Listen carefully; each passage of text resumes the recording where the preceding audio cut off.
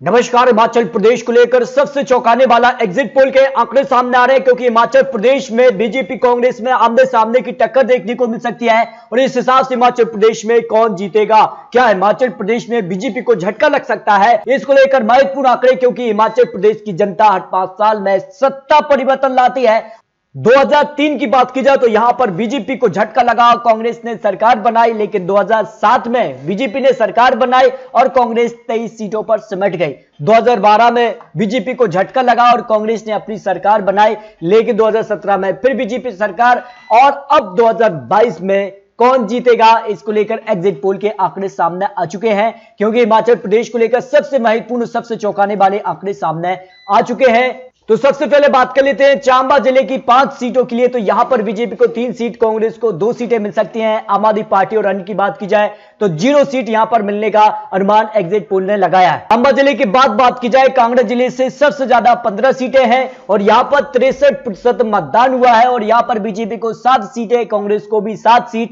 और 1 सीट यहां पर निर्दलीय या फिर आम आदमी पार्टी के पक्ष में जाने का अनुमान एग्जिट पोल ने लगाया है। इसके बाद अगर बात की जाए स्फूर्ति की, तो यहां पर 67% मतदान हुआ है। और इस सीट की अगर बात की जाए तो इस सीट पर जो है यहां पर बीजेपी को जीत मिलने का अनुमान। हिमाचल प्रदेश के लिए कुल्लू की 4 सीटें आती हैं। कुल्लू में यहां पर 64% मतदान हुआ है और यहां पर बीजेपी को 2 सीट और कांग्रेस को 2 सीट, यानी बराबर की टक्कर यहां पर देखने को मिल सकती है, जो एग्जिट पोल के आंकड़े सामने आ रहे हैं। हिमाचल प्रदेश के लिए सबसे महत्वपूर्ण है मंडी, और मंडी में जो है 66% मतदान हुआ है। यहां पर बीजेपी को करीब 8 सीटें, कांग्रेस को 2 सीटें जा सकती हैं। आम आदमी पार्टी और अन्य की बात की जाए तो 0-0 सीट मिलने का अनुमान यहां पर दिखाई दे रहा है। हमीरपुर जिले की 5 सीटों की बात की जाए तो यहां 64.74% यहां पर मतदान हुआ है। और इस हिसाब से बीजेपी को 3 सीटें और कांग्रेस को यहां पर 2 सीटें, आम आदमी पार्टी और अन्य के पक्ष में 0-0 सीट जाने का अनुमान एग्जिट पोल ने लगाया है। ऊना जिले की भी बात की जाए तो 5 सीटें यहां से भी आती है और यहां पर करीब 67% मतदान हुआ है। बीजेपी को 1 सीट और कांग्रेस के पक्ष में 4 सीटें जाने का अनुमान यहां पर दिखाई दे रहा है। बिलासपुर की बात की जाए तो यहां पर 65.72% मतदान हुआ है और एग्जिट पोल के हिसाब से बीजेपी को 3 सीट, कांग्रेस को